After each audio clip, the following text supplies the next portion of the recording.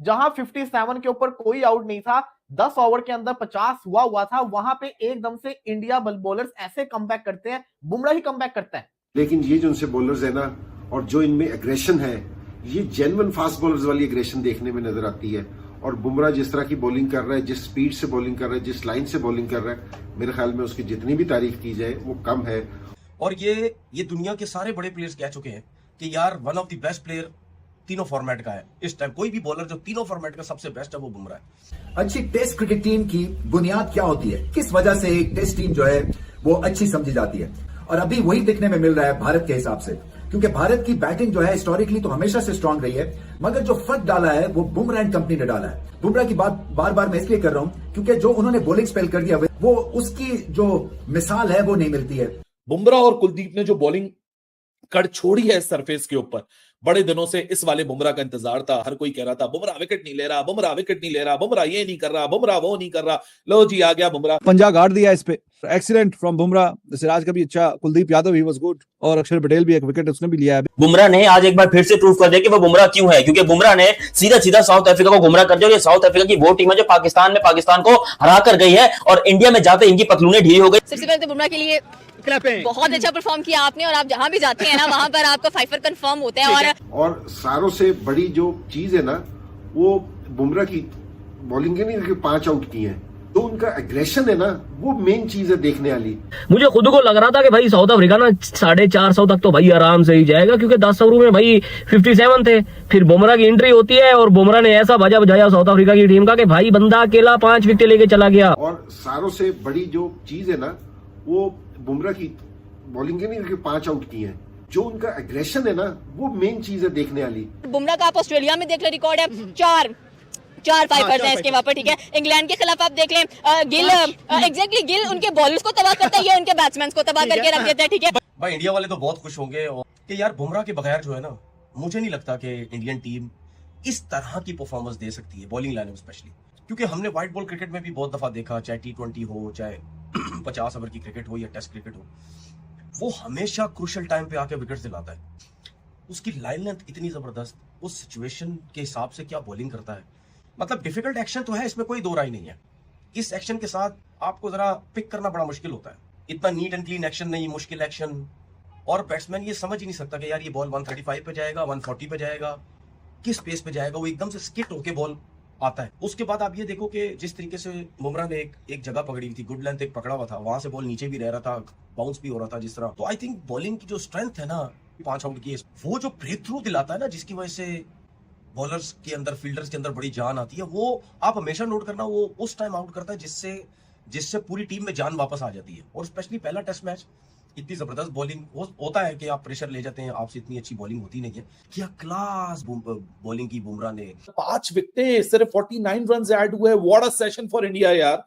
एक एब्सोल्यूट, एक ऐसे सरफेस के ऊपर जिसपे टॉस जीत के पहले बैटिंग बनती थी, क्योंकि वक्त के साथ ये विकेट ने डिटोरिएट होना है। कल से इस विकेट को ड्राई रखा हुआ है, सरफेस पे घास जरूर मौजूद है, लेकिन या तो उल्टा पड़ गई स्क्रिप्ट भाई, या तो टॉस जीत के जो टेम्बा बवूमा ने बैटिंग का फैसला किया था वो भी यहाँ यू टर्न सिलसिला पड़ गया। हालांकि रायन रिकल्टन और जिस तरह शुरू का स्टार्ट हुआ था ईडन मार्कराम के बल्ले से, ऐसा लग रहा था कि साउथ अफ्रीका पाकिस्तान से जो मोटिवेशन लेकर आई है वो यहाँ डोमिनेट करेगी, लेकिन भाई इंडिया ने रेल पेल मचा दी है इस विकेट के ऊपर। वो किधर है, मोहम्मद सिराज नहीं चल रहा, वो ये नहीं हो रहा। अबे भाई तुम लोगों को टेस्ट क्रिकेट देखने का शौक बहुत है, लेकिन पेशेंस नहीं है। और देखते ही देखते साउथ अफ्रीका बिल्कुल एक एब्सोल्युटली बैकफुट पे खड़ा हुआ है। 154 कोई स्कोर नहीं है। जो टॉस लूजिंग एडवांटेज, जो टॉस विनिंग एडवांटेज था बवूमा का, वो खो चुका है। जो टॉस लूजिंग डिसएडवांटेज था शुभमन गिल का, वो भी अब नलिफाई हो चुका है। Credit lies with Jasprit Bumrah, Kuldeep and then Siraj अपनी फॉर्म के अंदर, और एक ऐसी विकेट के ऊपर जहां जी ये कहा जा रहा था कि 4-4 स्पिनर खेल रहे हैं तो स्पिन ओरिएंटेड होगा, लेकिन स्पिन शिन तो छोड़िए, यहां तो रेल पेल पेसर्स ने ऐसी लगाई जैसे तो शायद साउथ अफ्रीका सोच भी ना रहा हो। जैसे ही वियान मुल्डर का विकेट आके कुलदीप यादव ने लिया और गेट्स ओपन हो गए वहां से।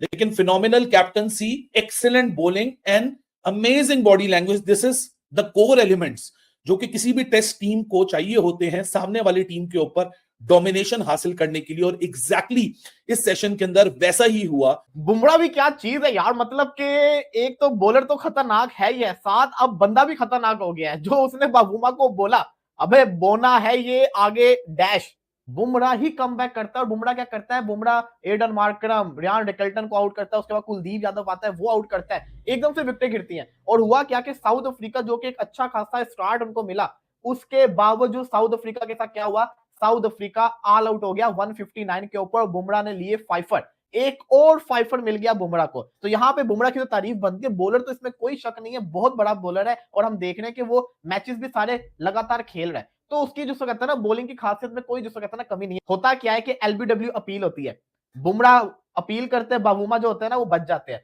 तो ऋषभ पंत पीछे से खड़े होते हैं, तो ऋषभ पंत को कहते हैं भाई बोना भी तो है।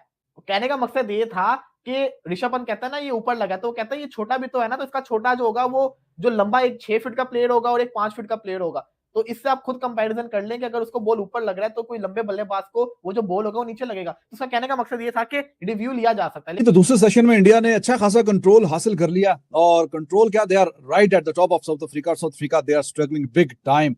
तो विकेटें ठीक ठाक गिर गई हैं, 5 विकेटें इस सेशन में गिरी हैं साउथ अफ्रीका की, और उनको कोई समझ नहीं आई।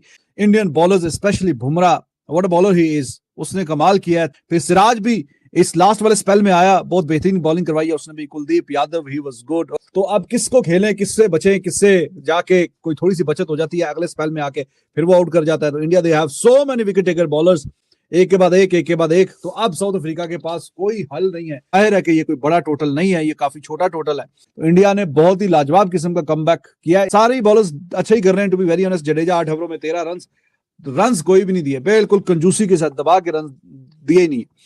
उनके सुपरस्टार जसप्रीत बुमराह एक बार फिर से फॉर्म में वापस आ चुके हैं, विच मींस ये पिछले 3-4 टेस्ट मैचेस में जो बुमराह की परफॉर्मेंस थी वो बुमराह को डिफाइन नहीं कर पा रही थी, वो उसका ऑरा डिफाइन नहीं कर पा रही थी। लेकिन आज बुमराह एक बार फिर से चाहे वो बॉलिंग करके दिखाई जिसके लिए वो हमेशा से जाने जाते थे। पूरी साउथ अफ्रीकन टीम की ऐसी की तैसी फेर दी। साउथ अफ्रीकन क्रिकेट टीम जो कि इस टाइम के ऊपर बहुत बड़ी क्रिकेट टीम बन रही थी, पाकिस्तान में आकर पाकिस्तान को हराया, लेकिन जब इंडिया गए तो उनकी पतलूनी गीली हो गई, क्योंकि साउथ अफ्रीका 159 के ऊपर ऑल आउट हो गई। 159 के ऊपर पूरी साउथ अफ्रीकन टीम घोड़े पे चढ़ गई और इंडिया ने उनको पकड़ के औकात याद दिला दी। हुआ कुछ यूं कि जब साउथ अफ्रीका बैटिंग के ऊपर आई तो लग रहा था कि भाई आज बड़ा लंबा टोटल बनाने वाले साउथ अफ्रीका वाले, ये कुछ अलग ही नेक्स्ट लेवल की चीज करने वाले हैं जो कि हमें आज तक नहीं देखने को मिली। उसके बाद फिर अचानक से जसप्रीत बुमराह आते हैं और आते वो मां बहन एक कर देते हैं। पहली 2 विकेटें दोनों जसप्रीत बुमराह ने ली।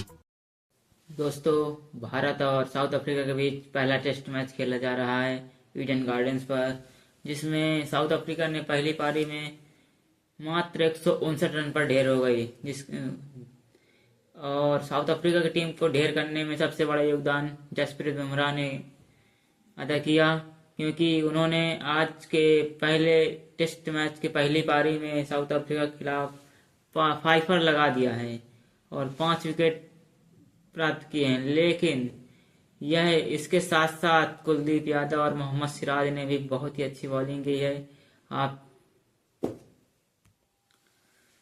पाकिस्तानी जो मीडिया है वो बुमराह की इस प्रदर्शन को देखकर हैरान है कि कैसे जो अभी इन फॉर्म में जो बॉलर नहीं था वो फॉर्म में आ गया है और 5 विकेट आते ही ले गया, और उसकी सटीक यॉर्कर ने जिस प्रकार से बल्लेबाजों को गुमराह किया है वो देखकर पूरे पाकिस्तानी हैरान हैं कि कैसे ये फॉर्म में आ सकता है। इसका तो दौर खत्म हो गया था, लेकिन उन्होंने ये करके दिखाया कि अभी मेरा दौर चल रहा है और मैं ही अभी इस दौर का शेर हूं।